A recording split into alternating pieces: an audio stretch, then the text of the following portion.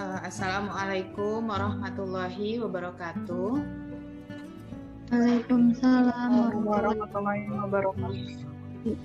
Selamat pagi, salam sejahtera untuk kita semua.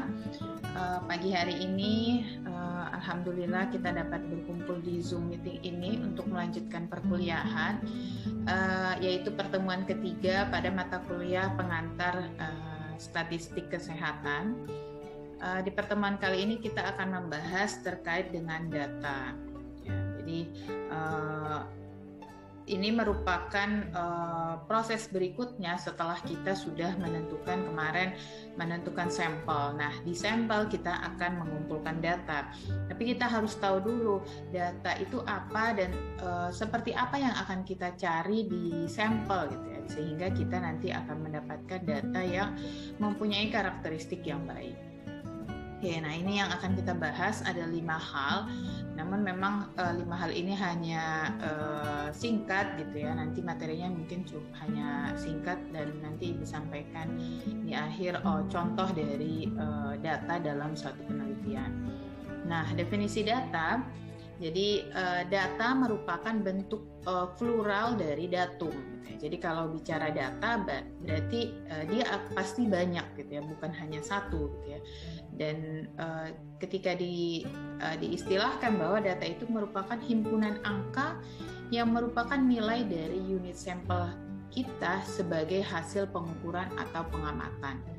Jadi memang jika kita bicara data, seringkali memang diterjemahkan sebagai himpunan angka gitu ya. Nah, hanya saja nanti dalam pelaksanaannya dalam penelitian data ini bukan hanya diterjemahkan sebagai angka, tapi bentuk naratif gitu itu juga berupa data. Nah, nanti di berikutnya kita lihat berdasarkan jenis.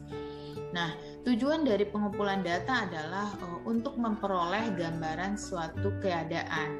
Jadi dari sampel kita akan mendapatkan gambaran suatu keadaan ataupun untuk dasar pengambilan keputusan. Jadi data itu diambil memang harus berlandaskan hal-hal tertentu gitu ya. Tidak bisa misalnya, saya mau ngumpulin data status gizi di SD 01 misalnya. Terus setelah kita dapatkan data status gizi itu untuk apa? Ya berarti kita mungkin bisa jadi untuk mendapatkan gambaran. Lalu kemudian bisa juga setelah itu kita bisa gunakan sebagai bentuk dasar dari pengambilan suatu keputusan di SD tersebut. Nah,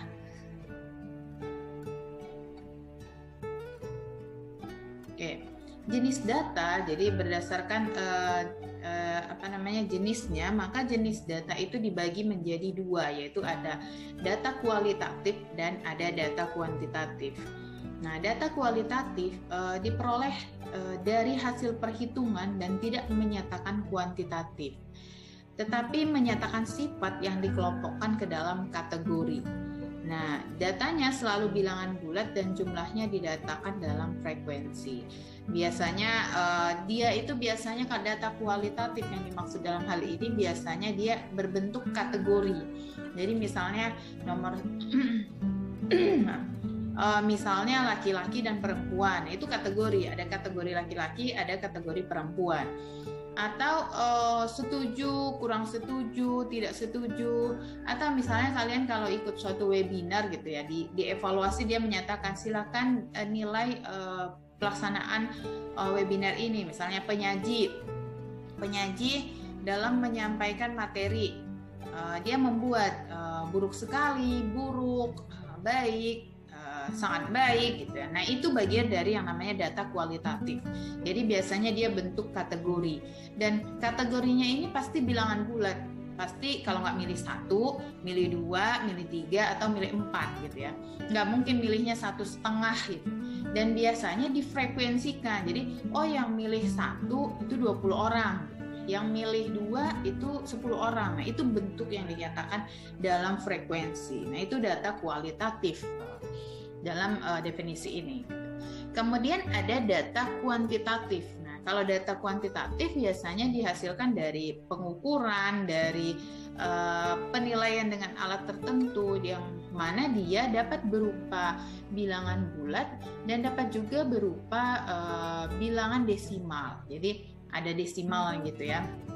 Contohnya itu ada temperatur, berat badan, tinggi badan gitu, dan memang dia bisa nanti di berikutnya, nah ini di slide berikutnya, bahwa data kuantitatif itu dibedakan menjadi dua. Nah tadi kan kuantitatifnya itu bisa berupa bilangan bulat, bisa berupa bilangan desimal. Nah kalau yang bulat itu data diskrit namanya, jadi data yang berbentuk bilangan bulat. Contohnya itu adalah jumlah penderita. Nah, itu kan pasti jumlah orang, tidak mungkin ada 1,5 gitu ya. Berarti dia pasti bilangan bulat. Atau jumlah kunjungan ke posyandu dalam 3 bulan terakhir. Pasti jumlah kunjungannya kan kalau nggak 1, 2, 3. Nah itu berarti data diskrit. Tapi kalau data kontinu, dia berupa rangkaian data yang nilainya dapat berbentuk desimal. Jadi kayak contoh berat badan, itu kan bisa jadi 50,6, 50,7. Nah, itu berupa data kontinu. Nah, nanti dalam pelaksanaan suatu penelitian, kita harus bisa membedakan bahwa data kita ini kuantitatif. Nah, kuantitatifnya masuknya yang mana? Data diskrit kah atau data kontinu? Ya. Oke. Nah, data berdasarkan sumber. Nah, sekarang berdasarkan sumbernya. Jadi tadi sumber data. Sumber data itu jika diperhatikan secara garis besar itu dibedakan menjadi dua, yaitu data primer. Kalau data primer berarti data yang dikumpulkan langsung oleh si peneliti.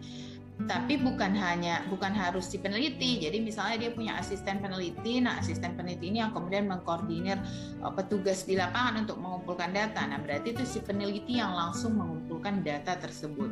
Tapi ada data sekunder. Kalau data sekunder itu data yang diambil dari suatu sumber dan biasanya data tersebut sudah dikompilasi lebih dahulu oleh instansi atau yang punya data. Sebagai contoh misalnya ibu mau ambil data jumlah ibu hamil anemia di Kabupaten Serang misalnya. Nah itu ibu ambil data itu dari instansi. Jadi misalnya ambilnya dari Dinas Kesehatan contohnya. Nah itu data itu berupa data sekunder.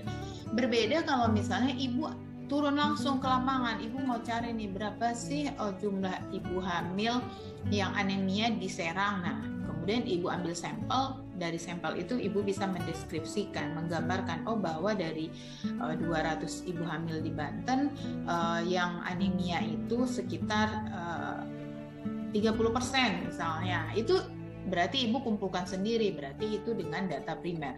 Tapi kalau ibu ambil dari suatu instansi gitu ya, dari suatu yang punya data, misalnya itu bisa jadi nanti dia instansi, bisa NGO gitu ya yang ambil data, itu disebut dengan data sekunder. Jadi ini nanti juga harus diperhatikan ketika akan melakukan pengumpulan data di suatu populasi. Ya. Berikutnya adalah data berdasarkan skala. Jadi berdasarkan skala dia dibedakan menjadi 4. Yang pertama adalah data nominal. Nah, data nominal ini biasanya dibedakan dalam kategori tanpa memperhatikan urutan.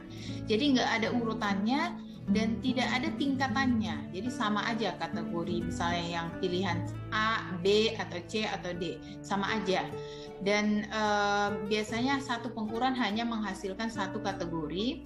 Setiap kategori dianggap sama. Jadi sama aja itu datanya, nggak ada yang lebih berisiko yang kategori A misalnya, atau yang lebih tinggi kategori B gitu, misalnya enggak. Dan tak bisa dioperasionalkan secara matematis, dalam arti kita tidak bisa kan secara matematis itu contohnya itu kita ambil data rata-rata misalnya, atau data mean, median, itu tidak bisa kita ambil pada data nominal, tapi dia berupa frekuensi nantinya, jadi proporsi. Sebagai contoh misalnya jenis kelamin kan, jenis kelamin laki-laki perempuan itu sama saja tingkatannya, kecuali pada nanti ada beberapa kasus yang mana misalnya laki-laki lebih berisiko, maka dia pakai skala yang berikutnya nanti. Atau suku, jadi kalau kita misalnya ada kuesioner suku, mau pilih mana aja itu sama aja gitu. Atau agama. Nah, agama juga gitu. Biasanya memang data nominal ini adalah data-data terkait karakteristik sampel. Misalnya jenis kelamin tadi, atau misalnya suku, agama, ada juga misalnya kayak tipe wilayah gitu ya. Dia tinggalnya di kabupaten atau di kota gitu ya, atau di pedesaan atau di perkotaan gitu. Yang memang dia hanya untuk data karakteristik, bukan sebagai data penyebab dari suatu kejadian. Nah, berikutnya adalah data ordinal. Nah, jika bicara data ordinal, dia hampir sama dengan nominal. Bedanya hanya pada data ini ada tingkatan antar kategori. Jadi, kayak sebagai contoh di sini kan pendapatan. Berarti kategori pendapatan ada yang rendah, ada yang sedang, ada yang tinggi. Nah, itu ada tingkatan dari ketiga kategori itu. Atau tingkat pendidikan. Baik contoh misalnya kalau di Riskesdes kita lihat tidak lulus SD, lulus SMP, lulus SMA, perguruan tinggi. Nah, itu tingkatan pendidikan dan dia skalanya adalah ordinal karena masing-masing kategori itu ada tingkatannya. Nah, dan dua macam skala ini merupakan skala pada data-data yang bentuknya data kualitatif. Tadi kan udah bicara kualitatif ya. Yang mana dia bentuknya kategori dan nanti hasilnya difrekuensikan. Dan frekuensinya itu kita akan dapat proporsi. Misalnya jawabannya 30% tingkat pendapatannya cukup. 20% tingkat pendapatannya kurang. Dan seterusnya. Jadi dia biasanya bentuknya proporsional atau frekuensi atau hasilnya persentase. Misalnya kalau yang nominal 30% jenis kelaminnya laki-laki misalnya. Jadi kalau nominal dan ordinal biasanya diterjemahkannya dalam bentuk frekuensi. Nah, yang berikutnya adalah data interval. Nah, kalau data interval, dia urutan bertingkat dan dapat dikuantifikasikan atau diberi nilai. Dan dia punya interval angka. Ada interval angka dari 0 sampai ke sekian gitu ya. Jadi dan dia lebih tinggi jenis datanya dibandingkan data nominal dan ordinal. Karena pada data ini, data interval, kita bisa dapat nanti datanya itu yang distribusi normal. Itu kan berarti datanya lebih baik dibandingkan dengan yang sebelumnya. Kalau yang sebelumnya nominal dan ordinal kita nggak bisa ngecek data distribusi normal atau tidak. Karena kan pilihannya ya berdasarkan tingkatan itu aja gitu. Tapi kalau pada data interval kita bisa melakukan analisis uji statistik parametrik, yaitu bisa kemungkinan data yang kita dapat itu adalah data distribusi normal. Dan ketika data kita itu data distribusi normal, berarti data kita itu bisa jadi mewakili, pasti mewakili dari si populasi dan bisa kita generalisir ke populasi. Nah, sebagai contoh misalnya di sini temperatur, skor IQ dan seterusnya. Atau kalau dalam gizi misalnya status IMT gitu. Jadi bisa juga seperti itu. Atau kadar ferro dalam darah dan seterusnya. Nah, kalau yang berikutnya adalah data rasio. Nah, ini yang data rasio merupakan data yang bersifat angka dalam arti sesungguhnya. Jadi memang data rasio itu benar-benar nanti datanya itu bentuk angka dan dia memiliki angka 0 absolut. Jadi bisa jadi kita akan mendapatkan datanya itu bentuk 0 atau 0, sekian gitu ya. Dan dia merupakan memiliki kedudukan paling tinggi dalam level pengukuran data. Jadi kalau kita nanti mau mengumpulkan suatu data gitu di masyarakat, diupayakan datanya itu awalnya data rasio dulu. Jadi data angkanya aja dulu kita kumpulin. Nanti mau angkanya itu kita tingkatkan, kita bikin kategori, itu di belakangan. Tapi untuk di awal kita upayakan mendapatkan data itu skalanya skala rasio atau interval.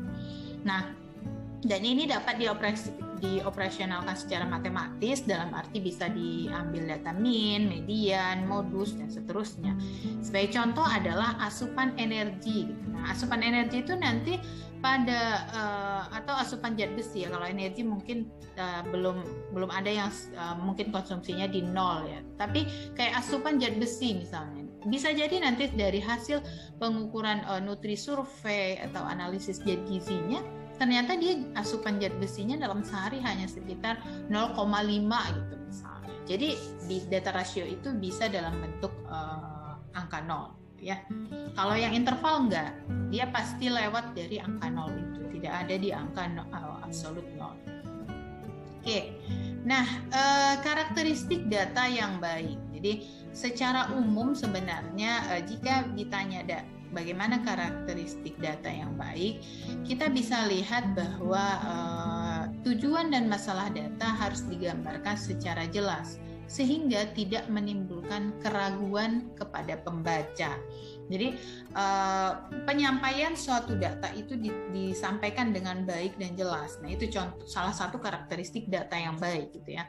Kemudian teknik dan prosedur dalam pengumpulan data itu harus dijelaskan secara rinci. Jadi ketika kita melihat suatu data, kita dia cara ngumpulinnya seperti ini. Nah, kita bisa meyakini bahwa cara pengumpulan datanya itu tersampaikan dengan rinci. Jadi kita bisa melihat prosedur dari pengumpulan datanya.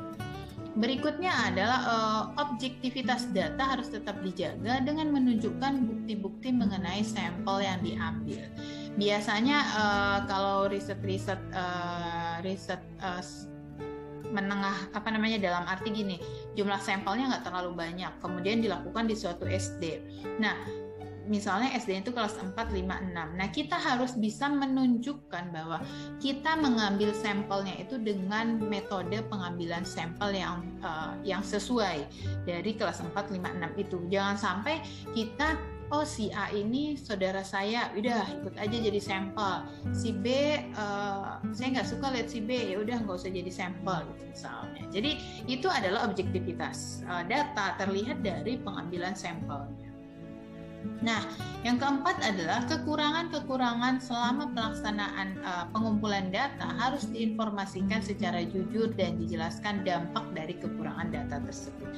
Jadi kekurangan pelaksanaannya itu juga harus disampaikan. Nah, biasanya kalau dalam jurnal-jurnal kamu akan baca the limitation gitu dia menyebutnya, atau keterbatasan dari penelitian ini gitu. Jadi itu biasanya terkait dengan proses-proses dari pengumpulan data, dan itu harus disampaikan karena bisa berpengaruh terhadap kevalitan dan keabsahan dari data. Nah, yang berikutnya validitas dan kehandalan data harus diperiksa dengan cermat. Nah, itu pada nanti data-data yang memang bisa diolah secara matematis, kita bisa melakukan uji validitas, uji reliabilitas, seterusnya, uji yang normalitas dan seterusnya. Nah, yang keenam adalah kesimpulan yang diambil harus didasarkan pada hal-hal yang terkait pada data, gitu ya. Jadi based on data ketika menyampaikan suatu informasi, jangan sampai ada informasi tapi tidak selaras dengan data yang ada. Kemudian, objek atau fenomena yang diamati harus betul-betul sesuai dengan kemampuan, pengalaman, dan motivasi yang kuat. Makanya kadang ada data penelitian dari si A, ketika dicek, kayaknya si A bukan bidangnya itu deh. Itu bisa jadi dipertanyakan datanya itu baik atau enggak. Dia ngerti nggak sih cara ngumpulinnya gitu ya. Jadi itu juga diperhatikan. Makanya kadang kalau dalam suatu skripsi, misalnya skripsi mau ngumpulin data, dosen pembimbingnya pasti akan tanya dulu, kamu apa motivasi kamu untuk mengumpulkan data ini gitu ya. Jadi dan kamu sanggup nggak ngumpulin datanya dan seterusnya. Itu bagian dari untuk mendapatkan suatu data yang baik. Dan secara keseluruhan memang jika dilihat syarat data yang baik itu adalah harus objektif, jadi sesuai dengan keadaan sebenarnya. Gitu. Jangan sampai data yang ditampilkan itu adalah data-data yang dimanipulasi misalnya gitu. Jadi diubah, oh kayaknya kok dari hasil pengumpulan data saya yang nggak ada yang obes gitu, terus dibuat-buat ada yang obes biar ada kasusnya gitu misalnya. Atau yang kedua yaitu data harus mewakili, nah representatif, nah itu nanti bisa terlihat dari berbagai uji yang dilakukan. Kemudian data harus up to date. Up to date itu dalam arti kita mengumpulkannya dengan data-data yang sampel-sampel terbarukan gitu ya. Namun ada juga nanti yang data-data yang lama gitu ya, lama datanya, tapi bisa diambil informasi dari data tersebut untuk kita jadikan satu bahan untuk pengambilan kebijakan atau suatu program, itu juga bisa. Nah, data harus relevan dengan masalah yang akan dipecahkan. Jadi memang kalau di situ lagi ada masalah obes, ya berarti yang kita cari data terkait obes gitu ya. Jangan sampai di situ ada data terkait obesitas, kemudian kita wawancara atau kumpulin data terkait HIV. Nah itu kan nggak nyambung gitu. Jadi data yang baik itu ya data yang relevan dengan masalah yang akan diselesaikan di suatu populasi. Kita masuk ke istilah variabel. Jadi apa sih variabel itu? Ketika dalam suatu penelitian nanti kita akan bicara yang namanya variabel, jadi gitu ya. Karena dalam satu penelitian itu unit yang akan dibahas itu nanti variabel, bukan hanya data lagi gitu ya. Data itu kan unit dari sampel, tapi dalam penelitian yang akan dibahas itu variabel. Nah, variabel itu apa? Suatu objek atau sifat atau atribut atau nilai. Jadi dia bisa bentuknya objek, bisa sifat, bisa atribut, atau bisa nilai dari orang atau kegiatan yang mempunyai bermacam-macam variasi antara satu dengan yang lainnya yang ditetapkan oleh peneliti dengan tujuan untuk dipelajari dan ditarik kesimpulan. Jadi kalau bicara variabel nanti bisa jadi dia objek dari seseorang atau sifat dari seseorang. Kalau sifat dari seseorang sebagai contoh misalnya kalau misalnya perilaku merokok, nah itu bagian dari yang namanya variabel karena kita akan menganalisis sifat dari seseorang. Nah, perilaku itu kan bagian dari sifatnya, dari dari si individu. Atau bisa juga misalnya nilai. Jadi persepsi dari seseorang terkait merokok itu bisa jadi nilai dari seseorang. Nah, itu variabel. Jadi itu yang kemudian kita akan pelajari dari suatu populasi yang nanti diwakili oleh sampel. Dan variabel ini nanti ditentukan oleh si peneliti. Si peneliti yang milih variabel itu. Tapi harus relevan dengan masalah yang ada di populasi sehingga nanti bisa ditarik suatu kesimpulan, ya. Nanti Ibu kasih contohnya biar lebih jelas. Nah, variabel itu ada dua jenis. Kalau secara keseluruhan sebenarnya ada dua, tapi nanti ada satu lagi variabel namanya variabel confounding. Nah, yang pertama adalah variabel dependent. Kalau variabel dependent adalah objek dari variabel lain. Jadi dia kalau bicara dependent berarti dia terikat ya. Dia tidak bisa berdiri sendiri. Dan variabel ini mendapatkan perlakuan dari variabel lainnya.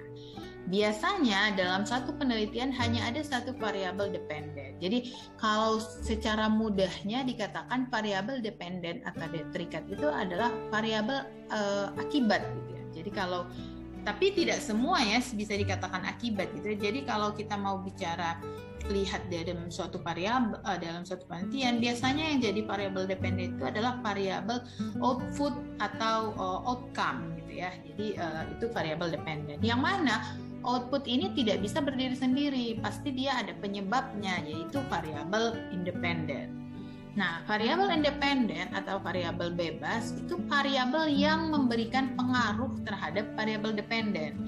Nah, variabel independen ini bisa lebih dari satu. Jadi, sebagai contoh misalnya nih, hubungan anemia dengan BBLR.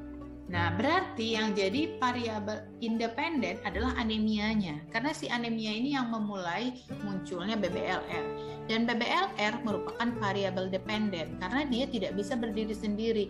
Dia bisa terjadi karena adanya anemia. Jadi itulah jenis variabel.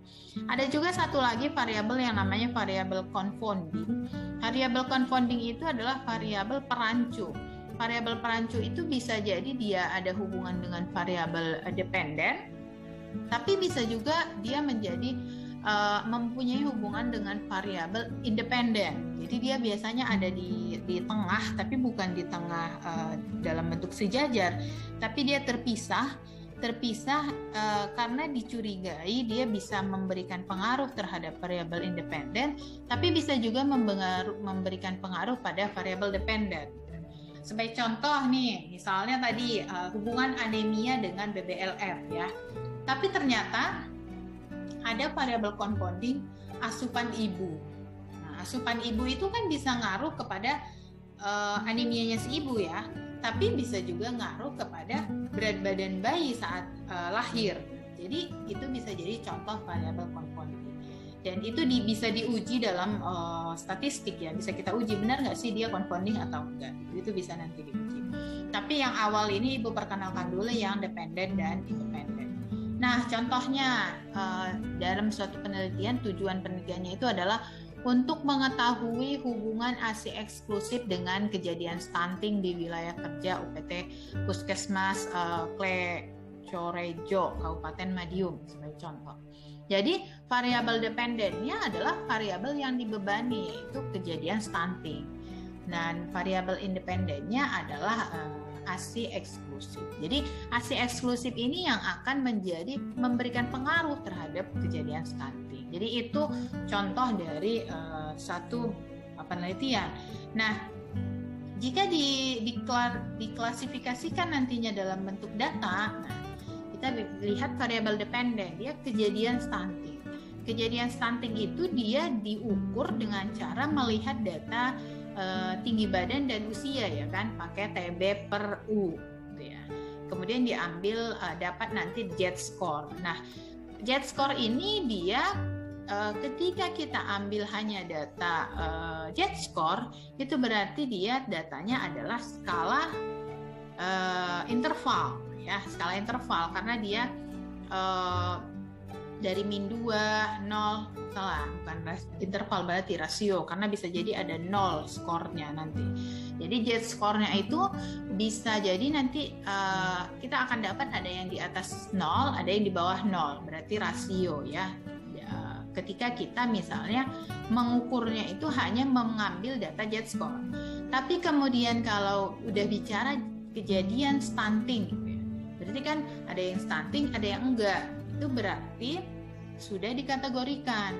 Nah, ketika sudah dikategorikan antara stunting dan normal, itu skalanya berarti antara yang dua tadi, nominal dan ordinal. Nah, antara stunting dengan normal, ada nggak sih tingkatannya? Ada kan ya? Jadi kalau yang stunting itu berarti penyakit, yang normal ya sehat gitu ya. Berarti pakai skalanya adalah ordinal, karena dia ada tingkatan.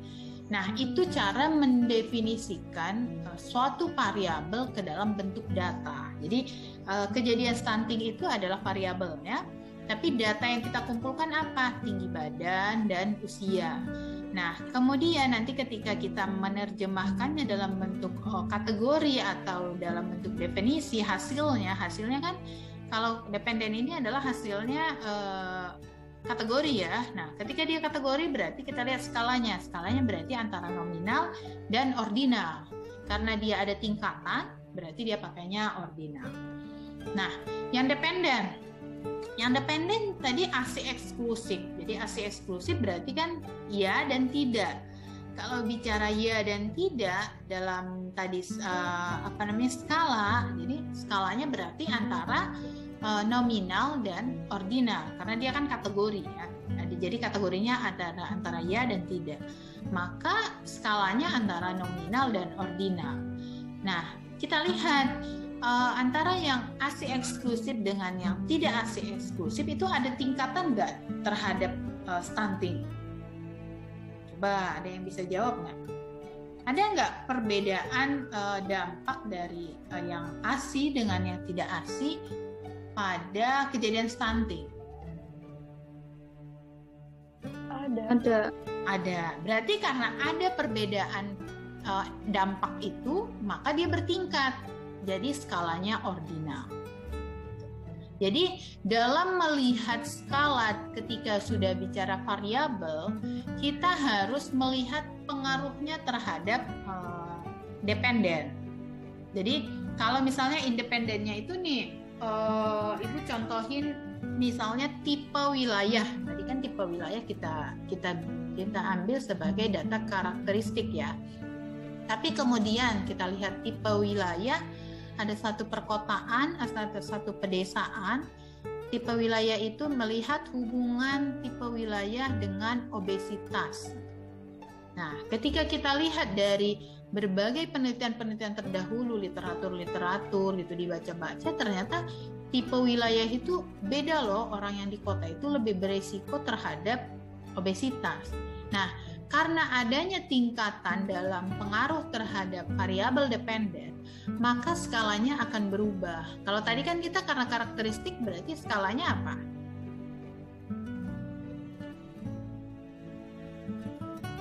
Nah, tadi skalanya.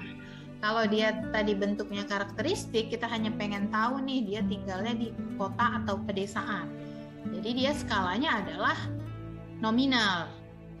Karena nggak ada tingkatannya, ya sama aja mau di kota. Tapi ketika dia dikaitkan dengan variabel dependen, bahwa ternyata yang tinggal di perkotaan lebih berisiko obesitas dibandingkan di pedesaan, maka skalanya bisa berubah menjadi ordinal. Karena ada tingkatannya itu, karena dalam penelitian itu ada tingkatan dari kategori pada variabel tersebut. Jadi dalam kesimpulannya, dalam penentuan skala data, jadi datanya itu berdasarkan skala, masuknya skala yang mana, ordinal atau nominal, itu dilihat dari hubungan dari variabel itu terhadap variabel independennya kepada variabel dependennya berdasarkan penelitian-penelitian sebelumnya. Jadi memang kan kalau dalam suatu penelitian mau mengumpulkan data, kita kan lihat dulu di penelitian sebelumnya apa aja sih yang dikumpulin variabelnya kalau mau lihat kejadian stunting misalnya. Nah, dilihat di situ, oh dia sudah punya hasil penemuan terkait A, B, dan C berhubungan, gitu, dan seterusnya. Nah, itulah yang menjadi landasan kita di penelitian kita untuk menyatakan bahwa suatu datanya itu data bentuk skala ordinal, nominal, interval, atau rasio. Ya, jadi memang dalam menentukan suatu variabel penelitian harus berdasarkan penelitian sebelumnya. Nah, ini penentuan jenis datanya. Jadi skala data ditentukan dari posisi data tersebut dalam penelitian. Tadi yang sudah disampaikan bahwa kalau dia perbedaan jenis, jadi itu yang tadi kaitannya dengan skala. Nah, perbedaan jenis data akan membedakan cara pengumpulan data. Nah, misalnya nih, data kita mau ambil data status gizi pada balita dan pada orang dewasa. Pada balita kita pasti ambil berat badan dan usia kan, karena balita dia direkomendasikannya pakai BB/U. Nah, beda nanti kalau kita ambil data status gizi pada dewasa. Nah, dewasa berarti ukurnya berat badan dan tinggi badan karena kita mau ambil IMT. Atau bisa juga pakai persentase lemak tubuh untuk menyatakan status gizi obesitas atau tidak misalnya. Jadi ketika nanti bisa jenis datanya itu akan bisa beda-beda, atau pengumpulan datanya itu satu jenis data bisa jadi berbeda pengukurannya pada perbedaan populasi. Nah, itu yang harus juga diperhatikan. Jadi si peneliti ketika mau menentukan mengambil suatu data terkait dengan variabel yang akan dia kaji, itu bisa jadi berbeda-beda jenis data yang diambil, gitu ya. Itu yang dimaksud dalam pembahasan yang ini. Oke, kurang dan lebihnya Ibu mohon maaf. Mari kita tutup dengan hamdalah. Alhamdulillahirabbil alamin. Assalamualaikum warahmatullahi wabarakatuh.